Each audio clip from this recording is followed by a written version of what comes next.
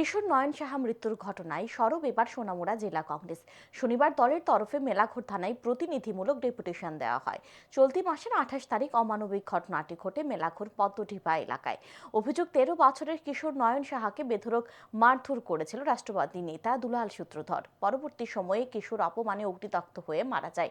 সেই ঘটনায় অভিযুক্ত বিজেপি নেতাকে গ্রেফতারের দাবিতে শুক্রবার মেলাঘর থানায় ডেপুটেশন দেয় বাম যুব সংগঠন। শনিবার সরব হয় সোনামুড়া জেলা কংগ্রেস। এদিন এক প্রতিনিধি দল থানায় ডেপুটেশন দেয়, দাবি জানায় অভিযুক্তকে গ্রেফতার ও কঠোর শাস্তির। ডেপুটেশন দেওয়ার আগে কংগ্রেসের জেলা টিম মৃত নয়ন সাহার বাড়িতে গিয়ে পরিবারের লোকজনের সঙ্গে কথা বলে সমবেদনা জানায়।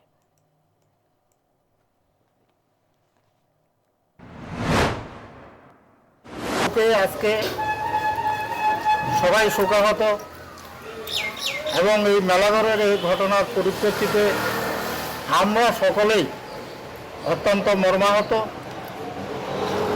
এই বেদনাদায়ক ঘটনা আজ সকালে